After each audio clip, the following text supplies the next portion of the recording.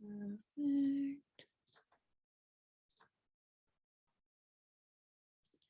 All right. Okay. Can you see the PowerPoint? Yeah. Okay, awesome. So this is Intro to Commercial Real Estate, Launch Your Business.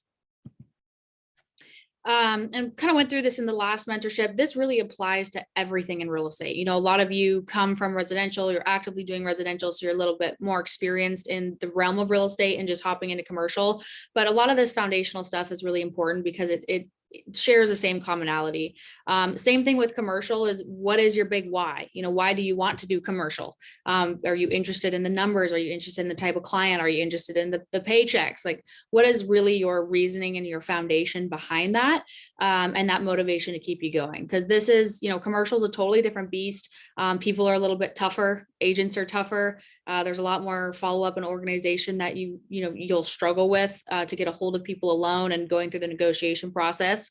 Your mental has to be tougher too, because you can spend a year or 2 years on a deal and you're expecting a $1 million commission, and that deal falls through. So there's a lot of things in commercial that take a lot of mental capacity, and you have to have that why in order to get through anyhow. So really go back to your roots, write it down. I always read my big why every single day before I start the day to really remotivate me and encourage me of why I'm doing what I'm doing.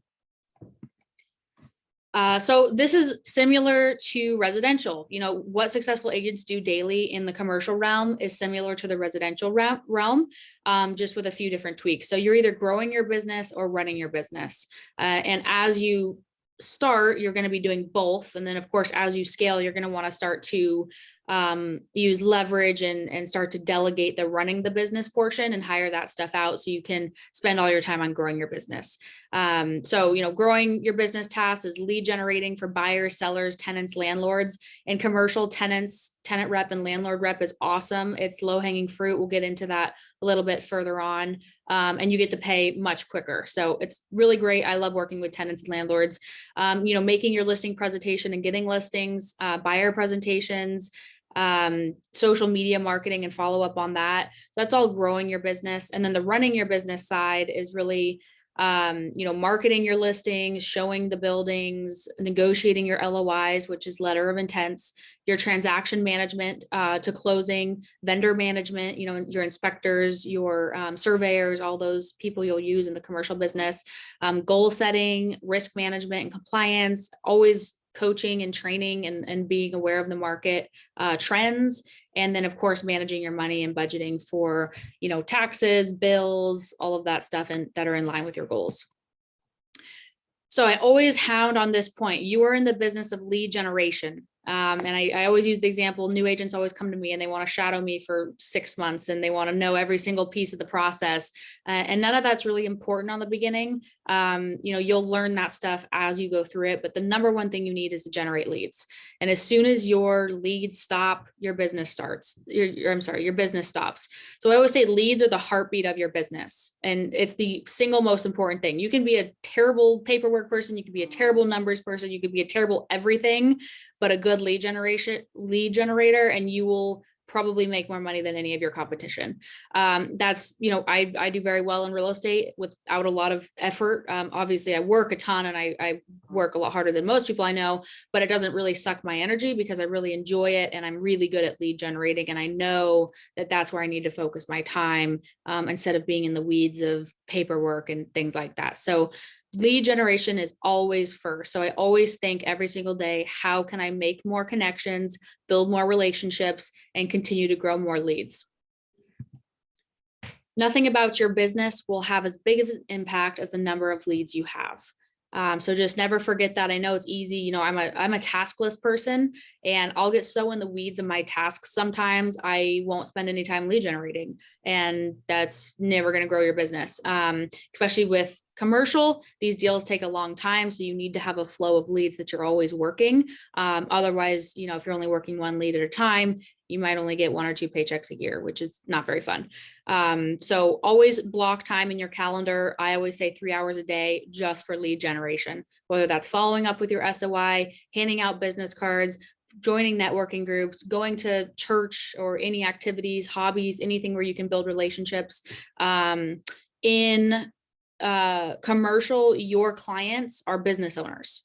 So whatever you can do to get in front of business owners is where you want to be. Because, if you think of every single commercial property, retail, those are all business owners. Industrial, those are business owners. Land, that's typically investors or developers of some sort, which are business owners. Let me get Daniel in here. And then multifamily is investors. Hey, Daniel. So, okay, we'll move on to the next slide here. Daniel, this is being recorded for what you just missed as well. Okay, so first this is kind of an outline of what we'll talk about today. So what is commercial real estate? We'll go into prospecting and marketing. We'll hit on SOI and social media, channel accounts, networking, leases, tools, and then we'll do recaps and ahas and daily success habits. Yeah. Daniel, can you see the screen okay? Yeah, I can see it. Can you hear me? Yes, but there's a lot of background noise, so I'm going to mute you. All right. So what is commercial real estate? The definition of commercial real estate is investment property or income property is real estate intended to generate a profit either from capital gains or rental income. So every single client you're working with in this business, they're in the business to make money. They're not doing it for fun. They're not doing it to raise a family in the pretty backyard. They're doing it strictly to turn a profit. And whether they're, leasing or purchasing the space for their business, it's the same thing. They need it so they can make money in their business. So you really have to be sophisticated. You don't have to be a mathematician or an engineer or anything like that, but you have to have a really good understanding of investments and what is an ROI, what is a cash on cash return, what is cash flow, and really I always put myself in the shoes of my clients. And I happen to be a real estate investor, so it's very easy for me to do because I'm the same as them. And so I always ask myself, when I'm looking at a property, is this something I would buy and invest in? Or if this was my business, would this be a property that I would want? And what are the questions I would ask? What demographics would I be looking for? What rate of return would I be looking for versus if I put my money somewhere else? And there's multiple different classes. We call them asset classes in real estate. These include retail. So think of retail as any restaurant, barber shop, basically anywhere where they're selling something out of the building. Basically every business that you see operating in every restaurant, hair salon, cookie store, shopping mall, all of that is retail space. And those are typically leased. Most people don't purchase those. Like the hedge funds will purchase the building and then they'll rent them out to the business owners on what's called a triple net lease. Industrial, think warehouses. Flex is warehouse mixed with office. So that's like a lot of smaller businesses typically, or large businesses. For instance, I'm representing Caterpillar. So they need, office and warehouse for their mining equipment and workers. So that's flex space.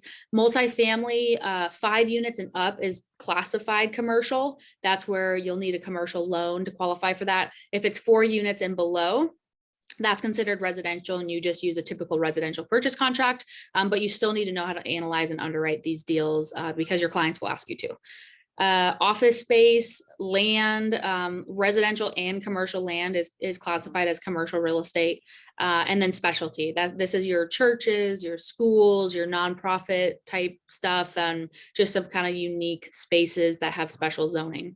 So most commercial brokerages will force all of they call them brokers. Like in real estate, we call ourselves agents, real estate agents or realtors. In commercial, they call them all brokers or vice presidents or senior account managers. They have all of these corporate names.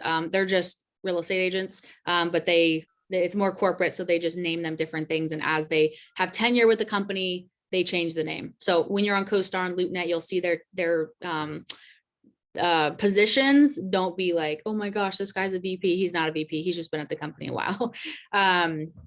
So yeah, most people, those brokers will force you to choose a specialty. And so you'll realize when you call a lot of commercial agents, they're like, oh, I only do retail tenant rep under 10 million. They have a very specific niche, and that's because these brokers make them do that. And they do have the point of specialize in an asset class so you can become the master, because there's so much real estate out there. It's hard to get well known, if you're doing absolutely everything. So at our brokerage, we're allowed to do it all. I do it all. I enjoy mixing it up and doing different things, but I do specialize in multifamily. That's what I personally invest in. And that's what I enjoy. And so I really put my marketing budget and efforts towards multifamily, but I still take on, leads and referrals in any other asset class. So encourage you to try it all. For instance, I hate land, and I have a buddy that literally makes multi-millions every single year, and he only does land. So just find what you like. You'll discover that, and then try to specialize as best you can to become the expert. Why do commercial real estate? So commercial real estate, the entire reason I'd be very transparent with everyone. I started real estate almost 9 years ago now, right when I turned 18. And my very first deal was a commercial listing, $1.1 million. I got it from a residential open house. So that was my introduction to commercial, but I didn't do much more until 2021, about mid to late 2021. I got out of my construction companies and I dove fully into commercial. And the whole reason I did was because it's less competition and more money. And that's why I chose to do commercial instead of jump back into residential. Although I still did that, of course, as well. So there is about 2,000 commercial agents in the state of Arizona. There is over 80,000 residential agents. Most commercial agents, statistically, I believe it's over 90%, are over the age of 60 years old. So they're, near retirement. They're not really good with technology. They do a lot of old school stuff. They don't even know how Zoom works. So it really gives you an edge. I've noticed I get a lot of clients because the brokers they're working with are horrible and they just don't make it, anything easy or efficient for them. So really low hanging fruit in commercial. Your commissions are higher. There's really not much commission compression. I've only seen like a couple 2%ers in my career. Mostly it's 3%, sometimes even higher. If you're doing, shorter term leases or land in particular is higher, up to 4, 5, 6% at times. And it's non-emotional, which some people love this, some people hate it. Residential is very emotional. It's very much family based. They're not buying it for an investment. They're really buying it based on emotions strictly. Commercial, they don't care. They don't care about the wall color. They don't care about anything. They care about the numbers. Does this make sense for either my business or for my portfolio of real estate, and are the cash flows where I want them? So it's really, really nice because it's just pure logic. When you analyze a deal and your client says, hey, I want a 6 cap in this location in this price point, here are your options. You make an offer. There's really no, let's go look at 10,000 properties and see which one makes you feel fluffy in your stomach, because they just don't care. So I really like that because it's much easier to know and find properties for your clients because there's just a couple things it needs to hit. And if it hits those factors, then that's going to be a property that they're going to want to offer on. Less showings. That's a big reason why I love multifamily. There's no showings because there's tenants, right? You can't bother the tenants every single day with a bunch of different random potential buyers.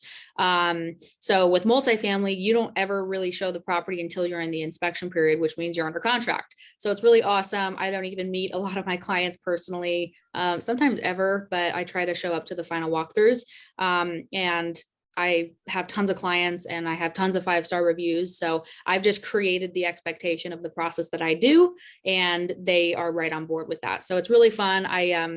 I just, you can make this business however you like it. If you love showing clients properties and you love to be a part of that, then by all means do. But if you're more of the communicator and manager and negotiator like I am, I kind of sit back and I delegate the other stuff. So those are some of the perks of commercial.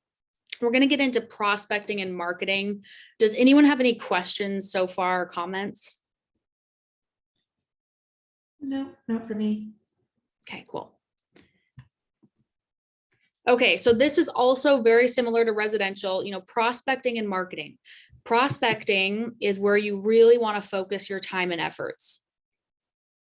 Am I frozen, guys, or can you hear me? I can hear you, but the screen's frozen. Okay. Did you see it move? Yeah. Okay, cool.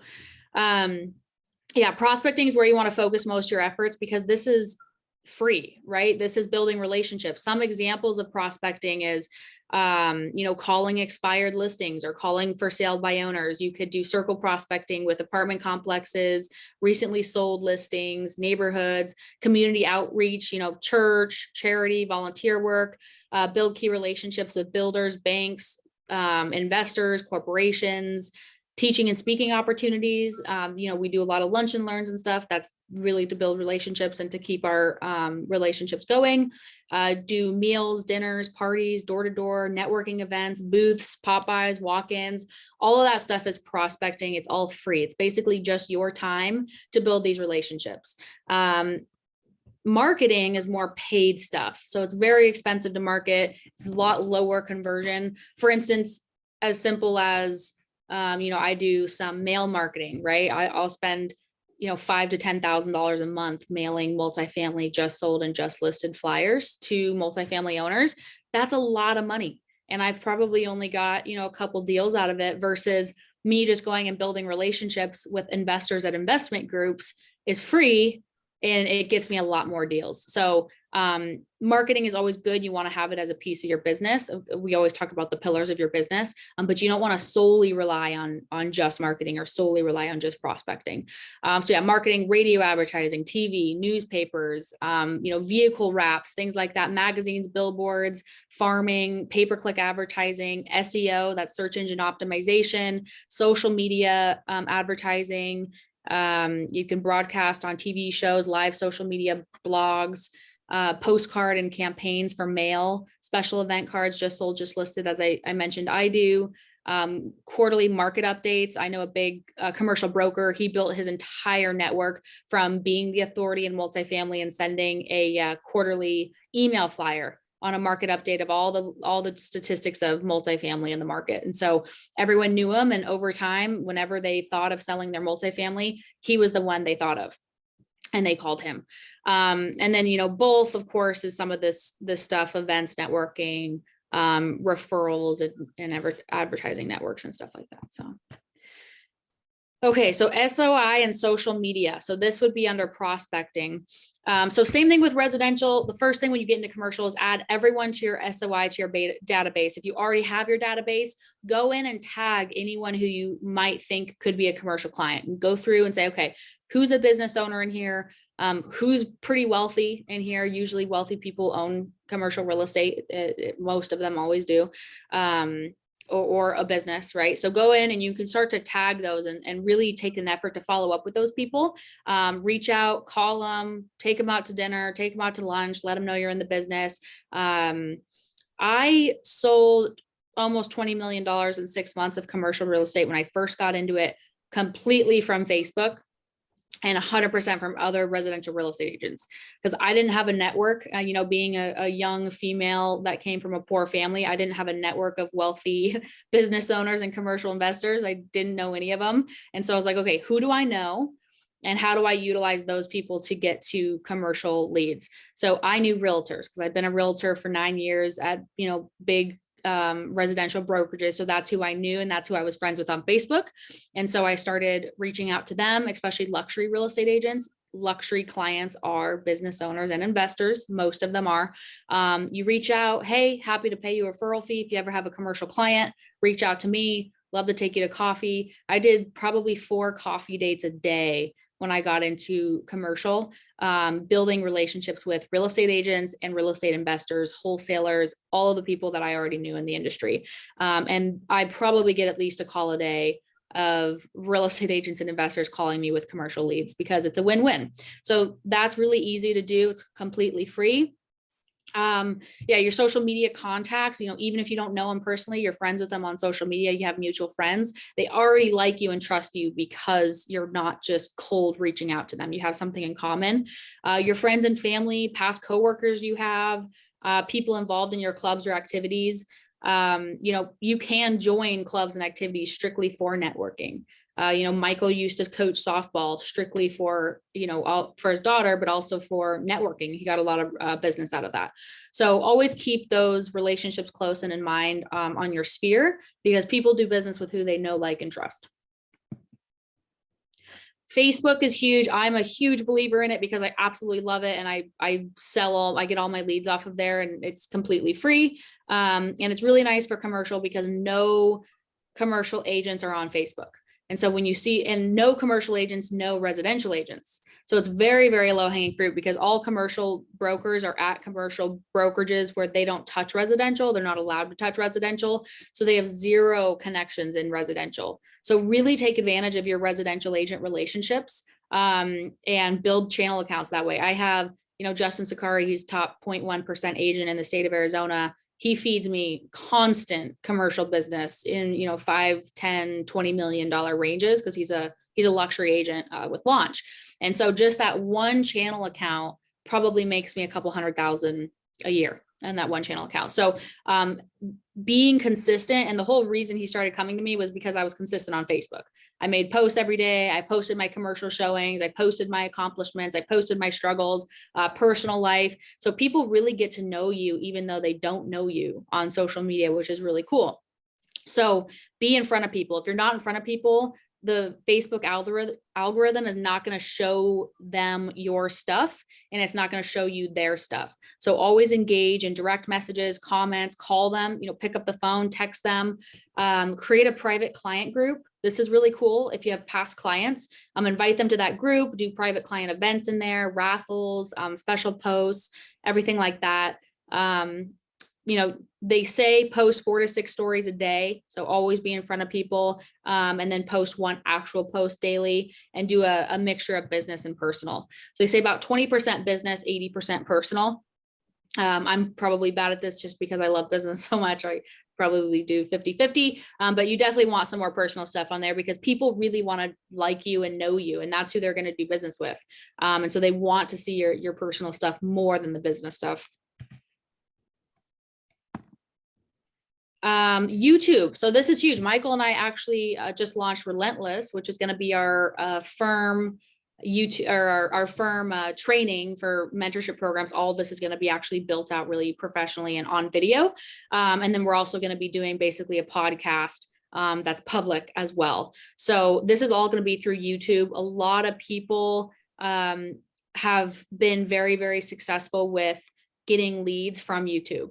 And I don't think there's a lot of, from my research, there's not a lot of people doing this in the commercial realm. There's tons of people doing it in residential. Like if you go on YouTube, pros and cons of living in Arizona, best places to live in Arizona. This is how all of these really big real estate agents recruit leads, right, from moving out of state, because they don't know realtors. Again, anybody in Arizona probably knows 20 realtors, but they don't know any commercial agents. So that's good for you. And then out of state people, especially in commercial, a lot of people invest from out of state. Most of my clients are not Arizona clients. Most of them come from other states.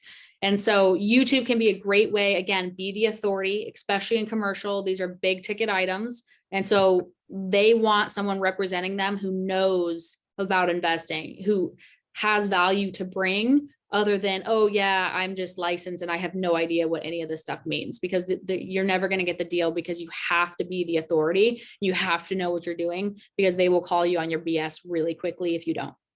So yeah, post videos about the buying process, selling process, leasing process. Anytime your client asks you a question, make a video on it. This also helps you become efficient, so you don't have to re-explain to every single client, here's what comes next, right? Most clients, their number one complaint is they don't know what's next in the process. This is both for commercial and residential. So make a process, here's our discovery call, this comes first. Here's our search process, this comes second. Here's our LOI negotiation process, this comes third. Here's what to expect, timelines, common negotiations, things like that. And so you can direct your new clients. Here's my YouTube page, here's the playlist, watch this. This is everything you can expect from working with me. So that's a really good way for efficiency and to get new leads. You can make YouTube videos on best asset classes to invest in Arizona, or best states to buy commercial real estate. And of course, focus on Arizona. What is a cap rate on multifamily? I did a TikTok on what was a cap rate, and I got like 100,000 views. and none of my other videos get any views, but that one in particular got a ton of views overnight. So really, really good to be on YouTube and TikTok and Reels and all that new video content stuff. Yeah, be the authority, always educate. You know, people want to know that you know what you're talking about, and they want to learn, because a lot of these people, I have multi-millionaires come to me, and they don't know anything. They really just don't know. They're a CEO of a big tech startup, and so they're really successful and they're very wealthy, but they don't know anything about real estate investing. They just know they should do it because their tax guy tells them to. And so it's really easy to be the authority and know your stuff, and then they'll trust you with their money. Always put your call to action at the beginning of your videos. This is historically proven. Don't put it at your end, because people really don't watch the whole video. Typically, they only watch the first 30 seconds. So put your call to action, whether it's your website or a form fill or whatever, put it at the very beginning of your video so they can click on that right away. Okay, paid leads. My favorite for commercial is LoopNet. LoopNet's great. How many of you have been on LoopNet? I have. Nikki? Yeah. Okay, awesome. Was that Olivia? Yes. You've been on LoopNet too? Yeah. Okay, cool. Yeah, so And I've been on LoopNet, it too. what? I'm sorry, I've been on it too. Okay, cool. Yeah, LoopNet is the Zillow of commercial. It's public. Everybody in the world can see it. A lot of commercial brokers say LoopNet's where listings go to die, because it basically means it's been shopped by everybody and no one bought it. A lot of commercial transactions are sold off market prior to going to LoopNet. And CoStar owns LoopNet. So commercial is completely monopolized by one company. And CoStar charges you a ridiculous amount of money every month to have CoStar, which only brokers can access. And then if you want to push your listings to LoopNet, you have to pay another ridiculous amount of money to push them to LoopNet. I always pay the money. It's like a couple $100 a month. But I always pay the money because LoopNet is how you get buyer leads. Because when you think of yourself, if you're an investor, you live in California, you're going to go on Google and you're going to type in apartment complexes for sale in Arizona. What's going to pop up? LoopNet. Whose listing is it? It says Daniel Cruz. That client in California is going to pick up the phone and call Daniel Cruz, say, hey, I'm looking to buy an apartment complex in Arizona. So it's amazing to get leads. I always have active listings on LoopNet just to get leads, and I get massive, amazing leads from LoopNet. I've got a $20 million lead from LoopNet. So really, really awesome. That's the best way to get leads for the best, most affordable amount. Google pay-per-click, you can do as well. Very expensive. Probably not my favorite in commercial, just because it can be pretty tricky, but that's an option too. Social media ads, Facebook, Instagram, TikTok, you can run ads on there, targeted ads. So you can target specific data of commercial property owners, which is really cool. That probably has a much better return for commercial than it does residential, just because residential, everybody's doing social media ads. So it's, it's really hard to stand out. Whereas commercial, nobody's doing social media ads because they're all older gentlemen typically that just don't even have social media. EDDM, that's everyday direct mail. That's, again, you can pick an area and send, the mail route, flyers, just listed, just sold, market updates, all that stuff. It goes on a route. And then targeted mail, you can have title help you get a list of data. So like I do targeted mail outs for, multifamily owners in Arizona that bought between 2010 and 2015, which means they have a lot of equity. And so I'll target mail those people flyers, things like this, which title can help you create all this stuff. You can also use Canva. There's so many resources to have this stuff made. But I'll send out stuff like this every time I get a listing or a closing, or if you don't have anything, you can just use closings in the area. They don't necessarily have to be yours. And then I put a qualifier number on there so I can track where that call came from. So I can see, how much am I spending per conversion to make sure that it's worth it, because mailing is expensive. I will let you know that. So yeah, rely on title to help you make this stuff. And it can be a great way to build your network. And then you could double touch them. So when you get a call on a mailer, you have to be consistent with mail outs, like at least 6 months usually before you get a call. So you're dropping, $10,000+ before you could really expect to get a call. But the thing is they keep seeing your flyer over and over again. And then when they're ready, you're front of mind and they call you. So it's definitely the long game. But once you get a call, then you put them in your drip campaign and you send out a monthly email flyer. So then they see you again. And then they see your signs on the streets. They see you on LoopNet. And so you're constantly front of mind, and those will eventually convert. Any questions on the SOI, social media, and EDDM stuff? No. Okay. Okay, channel accounts and networking. So these are my 2 favorite ways to get business, and pretty much the 95% of my business comes from these. Key relationships. I love relationships. I love people. I love coaching, all of that stuff. So that's where I've kind of put my main pillar of my business, because it's what I really enjoy, and you'll stick with what you really enjoy. I've tried cold calling. I hate cold calling. I know some brokers love it. They're great at it. It's not something I enjoy, so I don't spend my time doing that. My business comes from my relationships. A couple of you know I'm closing on a 6-figure commission August 1. That's a lease for a warehouse, because I have a relationship with Empire Cat, who's the big mining and construction company. I used to work there. I was an engineer for them for a couple of years, and I built relationships there. And so they reached out to me through social media, because I'm always front of mind to them, because I make all my postings. So they know I'm now in the business of commercial, and I'm closing a 6-figure lease, which it literally took me an hour. I went and showed the lease, set up a CoStar search, went and showed the warehouse, wrote the LOI, and now it's in the attorney's hands, and I get, over $100,000 in a couple of weeks. So really, really awesome. All from a relationship, had nothing to do with anything else other than the relationship that I had built and seasoned. So that's the most important thing. You really, like, one relationship can feed your entire business. Like I mentioned, Justin Sakari, he feeds a lot of my business. Kat and all these people that I know, business owners that I know, lenders, we have a lender partner that gives us a lot of business, not on the commercial side, but on the residential side. Home builders can be a good relationship. I should have changed that, because that's not necessarily commercial. But you can get with developers, commercial developers, investors, agent referrals. That's a big one for me too. The networking groups, BNI, write that down, join BNI. It's like $1,000 a year. You meet once a week. There's a bunch of different groups over Arizona. You can go visit as a guest, like 2 or 3 times in each group, and see where you fit in well, and what time works and what location works. But they all have a residential agent. You'll never find one that doesn't, because everybody's competing for that. So find a group that's a big group, because the BNI group, everyone in that group is a business owner.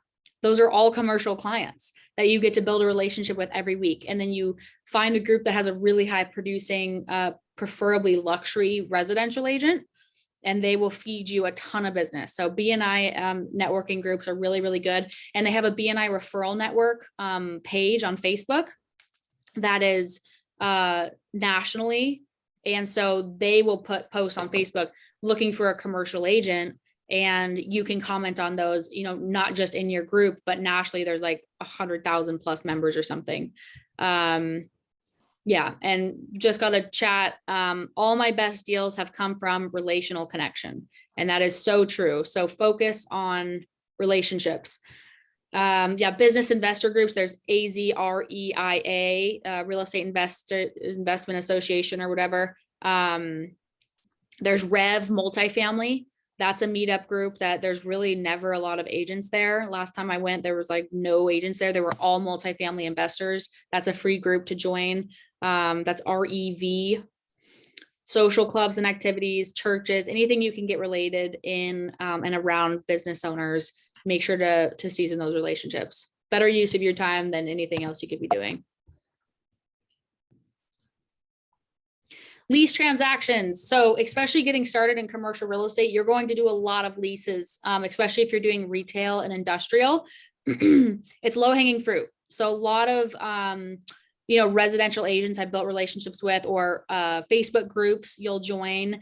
It's people looking to open a business or grow their business or some sort of, business, and they don't have a commercial agent because nobody knows commercial agents. Leases move a lot quicker. It's really just set up the search, do some showings, negotiate the LOI, and then they sign the lease.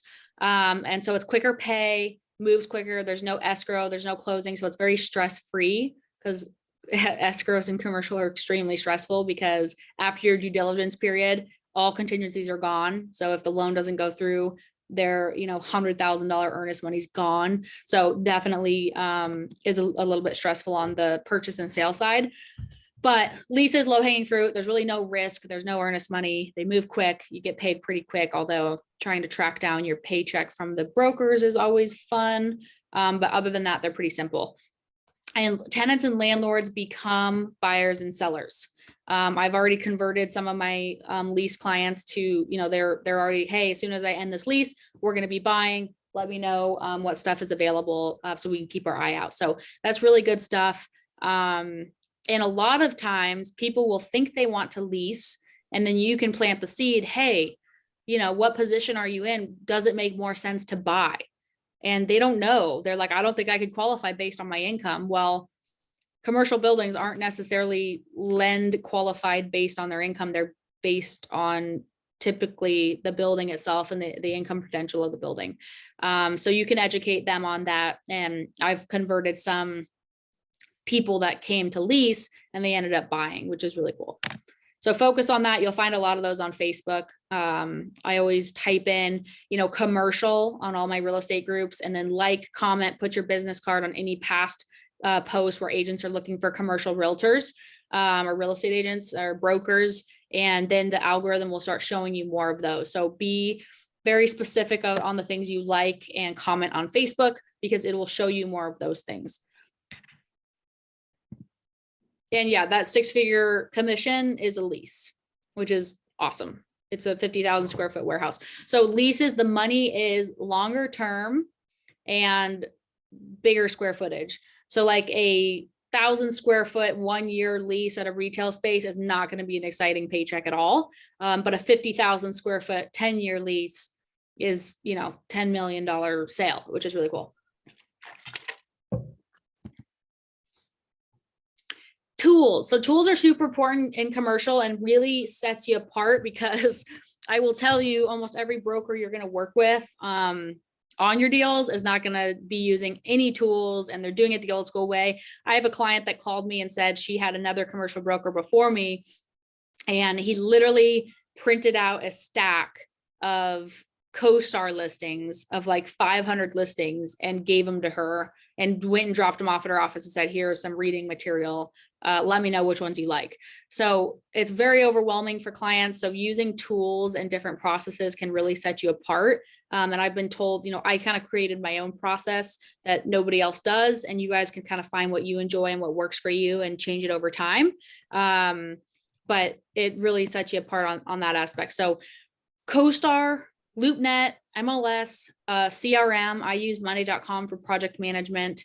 Visda, that's an email service you can sign up for. It gives you like a daily report of commercial sales that day, who the brokers were, what they sold for, what classes, so you can stay on top of everything.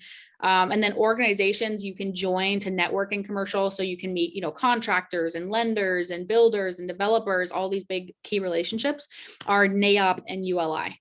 NAIOP is a little bit more affordable. It's $800 a year. If you're under 35, it's only $200 or $300. And then ULI is a much more expensive urban land institute. I'm actually not a part of that, but I've heard that one's awesome too. A lot of multifamily stuff in there. Questions so far?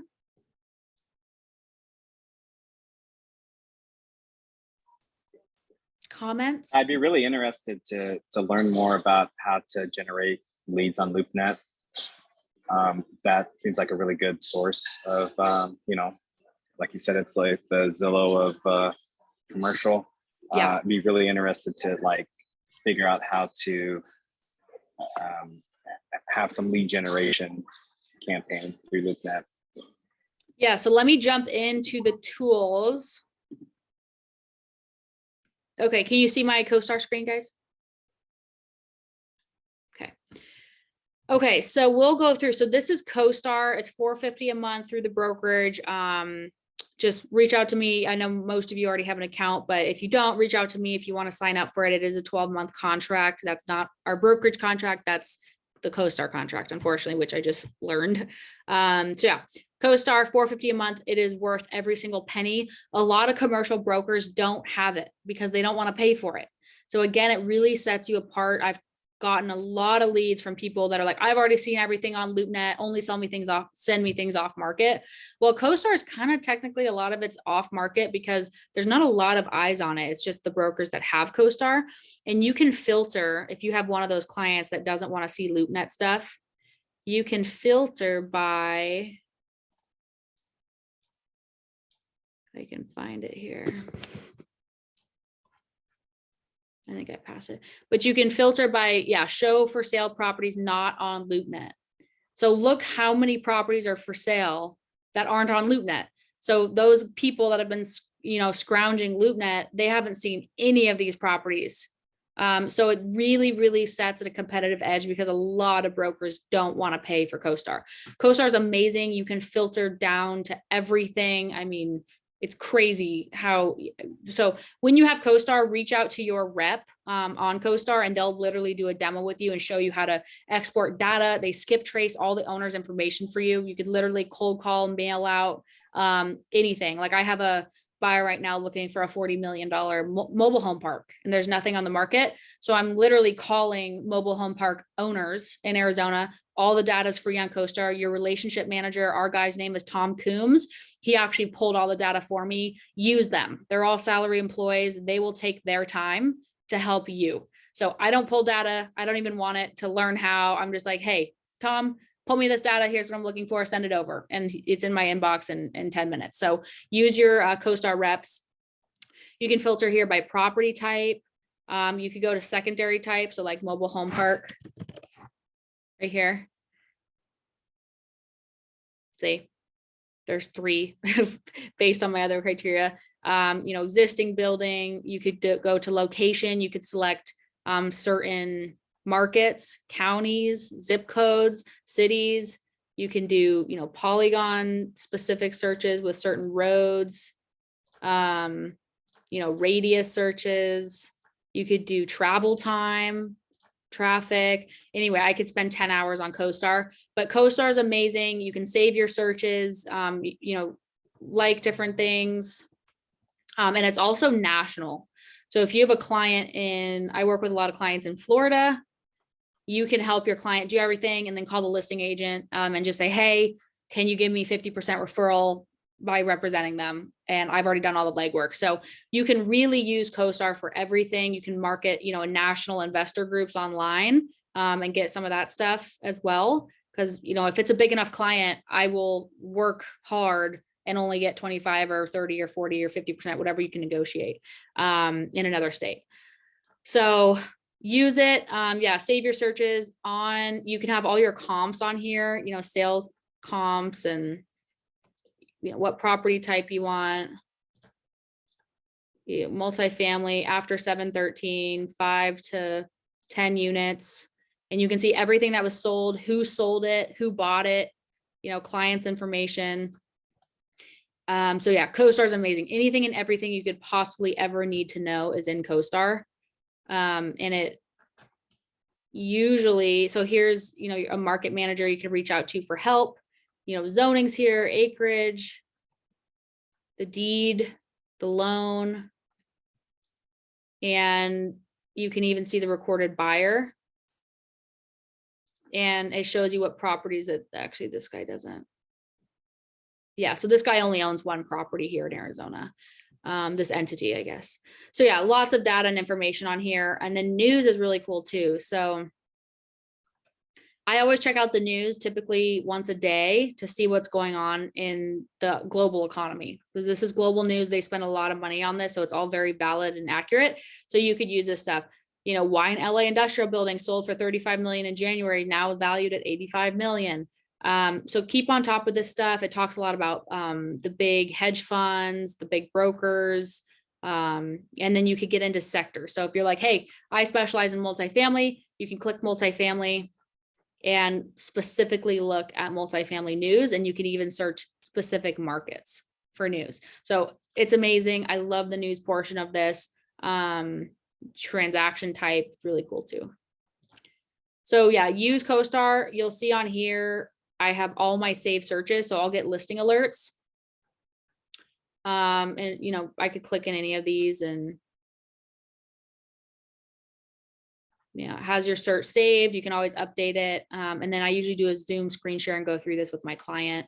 I know I've done that video with most of you, but I'll get into that later as well. So that's CoStar. And when Daniel, for you, let me go to, I think it's,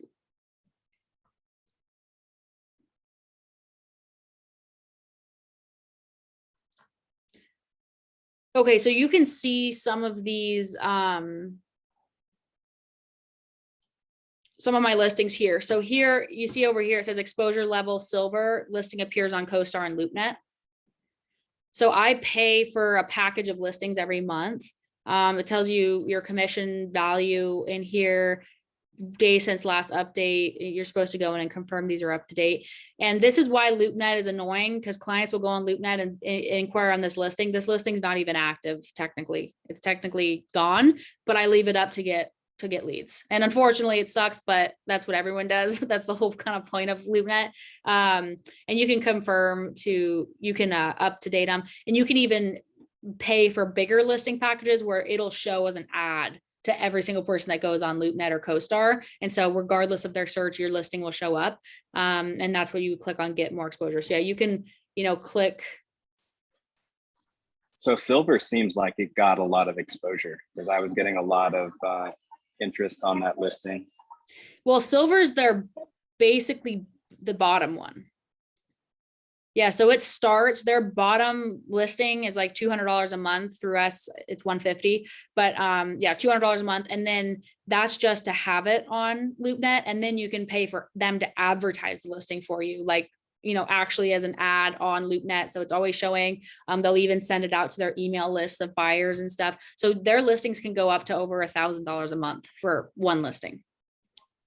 Silver was pretty good. There was a ton of interest in just 1 week. Yeah. And you had a great listing. So this is what it looks like on CoStar or on LoopNet, which the public can see. So the public can set up their search, and then they see my name and then my cell number and the brokerage. So that's what I use LoopNet for. Really great to get buyer leads, tenant leads, all that stuff. So here, everything's run through CoStar. And then this is Monday.com, the CRM I use for my commercial leads. So yeah, I put their name, you know, what status they're in, phone number, email, notes. I usually just, after I do my intro call, put all my notes in here, and then I'll set up a search, and then I'll move them to like my deal pipeline. And then, you know, closed one. So it's just nice. You can keep track of what commissions are owed, who are your clients, where are you at, you know, keep track of your leads. You can set alerts and reminders in here too for due diligence periods over. Timelines are critical in commercial. So I always set, you know, calendar alerts, lots of calendar alerts, reminders for follow-up. If they're saying, hey, I'm not ready till next year, set follow-up reminders in here, make a note, and you can custom build this entire thing. It's basically a fancy Excel. And you can also have it in a Kanban layout, which is cool if you like this structure, or a deal status layout, which you have to have the pro version. But yeah, Monday.com is super cheap for single users. It's like $30 a month. It's actually free for a while, but what did I just do? Here we go. So yeah, this is really, really cool. I love Monday.com. It just keeps you very, very organized, and you can use it for residential as well. It's not designed for drip campaigns and stuff like that. It's just project management, stored data, all of that good stuff. Okay. Visda, this is how you spell Visda. Sign up for that. There's a free version. It'll send you email listings every day, keep you in front of the market. You can screenshot those listings, share them on your social media. Great idea. a lot of good content, make you really know about the market and be the authority for other people. Canva.com, that's this one. You can make marketing stuff, canva.com. On there. NAOP, that's how you spell NAOP. You can join on here. I'm a member of NAOP. They just do, they'll do like happy hours. They'll do like Sam Fox, the owner of Fox Restaurants, Culinary Dropout, all those guys. He did a speaking event and they give out drink tickets and you get to network. I met a lot of really awesome relationships at NAOP. And then ULI, Urban Land Institute, you can join. Urban Land Institute. Again, that's where pretty much every single commercial broker is in one or two of these organizations. So it really gets your name out there, gets you, in front of people. You can recruit other brokers because they're all paying 50-60% splits. So build up your recruiting pipeline by building relationships there. Really cool. They even had at NAOP a couple months ago, they had the chief economist for CBRE fly out and speak about the economy and the inflation and the recession and all that stuff. So I knew all this stuff, was happening long before it happened because of these organizations, and they really have the best in the business. Yeah, so that's the tools, guys. What questions? Let's talk a little bit about the tools, your experience with them. MLS too has commercial. Most commercial brokers aren't on MLS, but there are a lot of brokers that are. So just, land lots, commercial and industrial for sale, for lease, multiple dwellings, that's your multifamily. Business opportunity, that's businesses for sale. Property, that's portfolio sales. So like if someone's selling 24 single family homes. So you could use, I always use MLS as well, but for the most part, I use CoStar, unless it's multifamily. There's a lot of residential agents that do multifamily, so I'll always set up a search here too. So yeah, what questions do you have on the tools? What comments? What's your experience for those of you that are using them? What's kind of been helpful for you? Just kind of want to open everything up for discussion.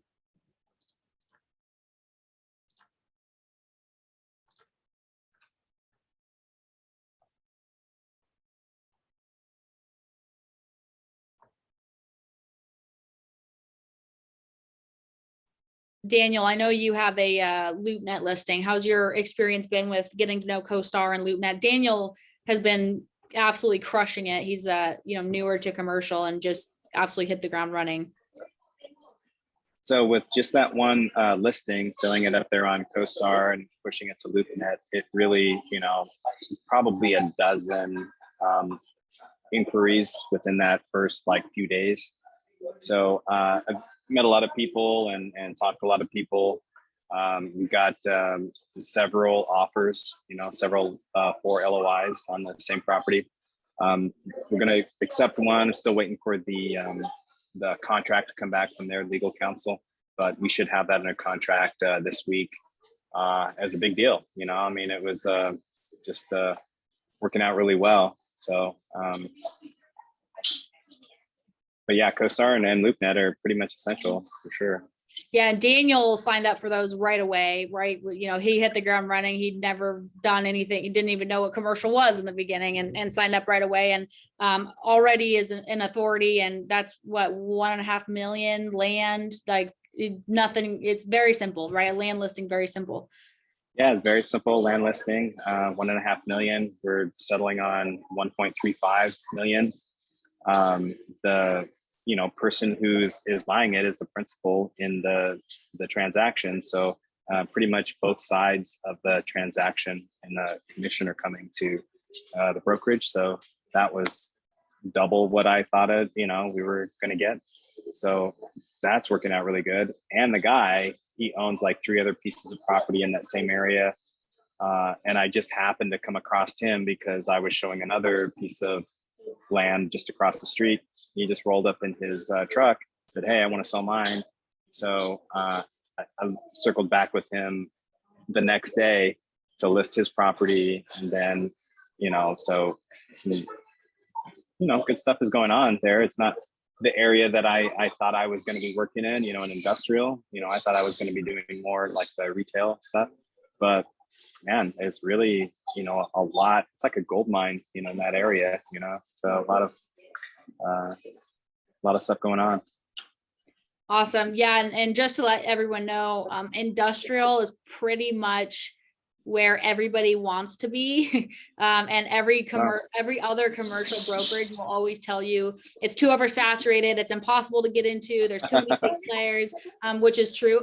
Industrial is amazing because it's the biggest money and it's the least amount of any changes, risk, cancellation. Retail, you have to build the whole thing out for a business, right? Every single time it's a new build out and it's all this construction and it takes a long time. Multifamily, you're dealing with tons of tenants and rent rolls and all of this crazy stuff that happens during your escrow. Industrial is a building or a lot. It's very, very simple. There's nothing to be done and maybe put up a wall or take down a wall. But for the most part, once you're under contract, you're golden. Yeah. And it's big, 50, 100, 200,000 square foot warehouses. You're talking, if you can land one of those, $200 million sale, you can retire. Yeah. I mean, I came in, definitely thinking multifamily, just like you, and I still plan on doing that. I have a, good list that I'm going to start prospecting to and calling, but industrial just kind of fell in, my lap just by happenstance. And I think seems like I've discovered something pretty good, like just to really kind of exploit this area, not exploit it, but, prospect in this circle prospect in this, maybe like a 3 mile, area. And there's so much business to be done there. Yeah. Sure. And didn't you meet that person, that client from showing another property nearby or something? Yeah, no, it was the one across the street. We got that under contract. We were there for like an inspection, looking around, and the guy selling the property across the street just zoomed up in his truck and started talking to my client. And I kind of thought, like, I can't just talk to my client. But he wanted to sell his property. He's like, don't buy that property, buy my property. And so I circled back with him the next day and I said, I have a buyer for your property. And I brought him a buyer immediately. And the guy is super cool and he just really appreciates me kind of helping him, So yeah, in this area, he knows everybody there. He already has 2 other pieces of commercial land that we're going to sell. He's already moved to Oklahoma City and he's driving back like each time we had signed the LOI. He doesn't have email. He doesn't deal with any sort of, DocuSign. So he drove back 16 hours just to sign the LOI and he drove back to Oklahoma City. And he's going to have to drive back again to sign the contract. So, but, very simple people, they all got dirt under their fingernails, but when you help them, man, they really appreciate that, when you can give them some knowledge and, make them feel comfortable about the transaction. Yeah. And Daniel, with my old school clients like that, I usually just overnight it. I just mail it. We're going to do that the next. We're going to send a courier, a Spanish speaking courier to go and do the actual contract. But I tried to explain to him about DocuSign. I said, I could walk you through it. And he's like, yeah, I think I'll just drive back. But, nice guy. They're just, and this guy's worked for 30 years in trucking, doing what he does. And he's going to get paid in one day. He's going to be a millionaire, and he just worked his whole life working really hard. And then one day he's going to basically cash in. So it's a very good deal for him. That's awesome. And that is the emotional side of commercial. It's really exciting to be part of. Oh, that's cool. Yeah, exactly. It's fun to be a part of that, especially retail. There's more emotions of retail because they're usually starting businesses and it's a little bit more you're working with small businesses and stuff like that. So it's really fun. When you're working strictly with investors, it's a lot less emotional. But, in the following sessions, we'll get into LOIs. We have templates for you guys that I've built out and kind of edited over time in the course of my deals, which is letter of intent to lease and purchase. That's how you start every offer, essentially. And then we'll get into my cash and cash return calculator that I built. I'll kind of show you guys how to underwrite, analyze a deal for your client in 3 minutes. And you can also, I always send that to my clients as well, and they all love it. When I send that, they're like, oh my gosh, this is amazing. So that's really cool. So they can look at deals really quickly, and we'll get into that. And then we'll kind of get through the contract to close process. We'll get into cap rates, cash on cash returns, lease terms, triple net, double net, single net, modified gross, industrial gross, full service, due diligence periods. We'll literally go through a commercial contract and review, all the language of that.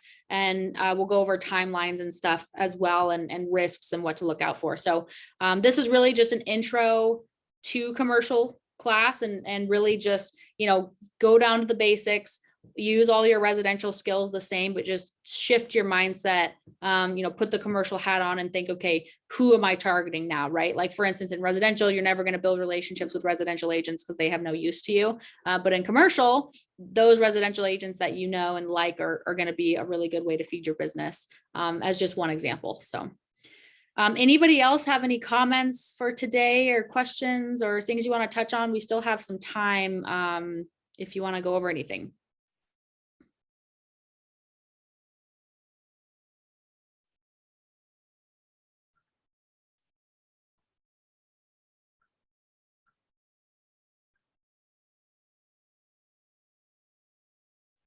Nothing? No, nothing for me. Okay. Cool. Olivia, you have anything?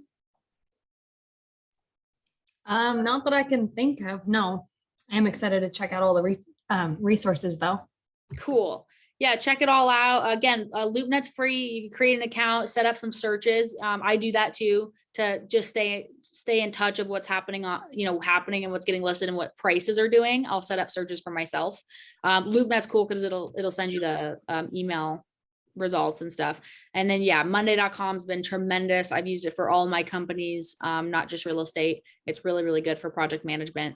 Good stuff. And then I know CoStar is pricey. Some of you guys split it to start, or still split it. That's an option too. It gets a little bit tricky because there's like it sends you a text code every time you log in. So it gets a little bit annoying, but welcome to split it as well. It's $450 a month. If you want to split it, it's $225.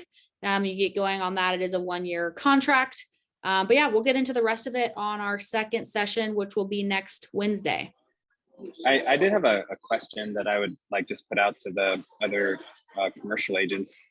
So those of the commercial agents that are on sync or that are in the lead platform, is anybody getting any action or any type of activity from the LoopNet leads that we get from there? Has anybody gotten any LoopNet needs that they've turned out to be a good client or that they're working with? None of the people on this are in fire.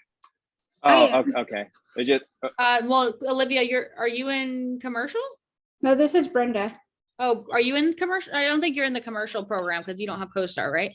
Yeah, I do have CoStar. I've had it for almost 2 Oh months. yeah. Okay. And I was wondering about that because I haven't received any commercial leads. Yeah. I will let you guys know when rates took a dump, or rather the other way. Pretty much all of our it's been crickets out there in commercial. I'll confirm on that, Brenda. I'm almost positive you are in there, but I haven't had. I think we got one lead this week or last week, and I think Daniel, that round robin to you. Pretty positive it went to you.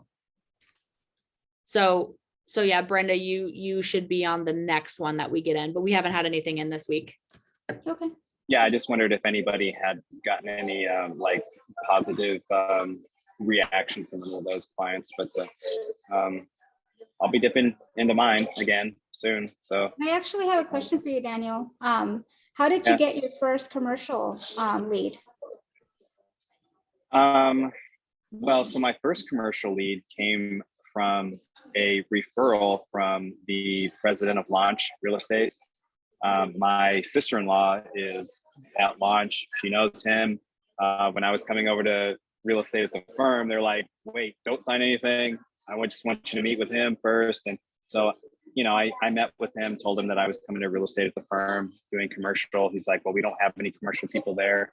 I'll send you leads. In fact, I have a lead. You know, my brother-in-law has, you know, he sent me him, and so it ended up being a fourplex. It wasn't really a commercial lead, but you know, I got him under contract. That closed, and then I did have, before we started the lead platform to sync, I had gotten a lead from Hannah, and so I was showing this person the lot across the street, and the guy, like I was saying, the owner of this other property that I'm working with, he just came by in his truck and said, hey, I want to sell my land, you know, keep this in mind, or this is what I want to sell it for. So when I came back and, you know, circled back with him, it was just through kind of like a cold call. I came back and, you know, I'd met him, you know, we talked about stuff, and just with that, especially with the ones I'm working with now, the industrial ones, I'm convinced that the way to get through them is not through email, not through, you know, mailers, but like to go directly up to them, you know, in these smaller little industrial areas, and just start talking to them. You know, because had I not talked to this guy and went up to him, I would not be doing business with him, because he doesn't trust anybody. He doesn't do email. Never went to high school, but now he's a millionaire. But he appreciates me talking to him, you know, just one-on-one. He's not going to see any of my ads on Facebook or emails or anything like that. So in the industrial stuff, like the really high dollar buy and sell stuff, you just got to go up there and talk to them, tell them what you do, you know? Yeah. You just And come across gold, really. That's huge in commercial, because a lot of, I mean, your entry point to buy a commercial building is at least $1 to $2 million. And so most of these people are older people. That's just the way they're usually older men as your clientele. And so going into businesses, like I know we had another agent that just started to walk into these retail spaces, these smaller businesses, and, you know, I love your business. Are you growing? Are you expanding? Or you can even call businesses that have chains in other states, but not in Arizona yet. And you say, hey, have you thought about opening in Arizona? So really, but yeah, as you said, Danielle, going up and walking these buildings, like whenever I'm in a different business, I always go up and be like, oh, hey, are you the owner? Do you know the owner? Like I get the scoop on the business, and a great way to build relationships. Definitely. Yeah.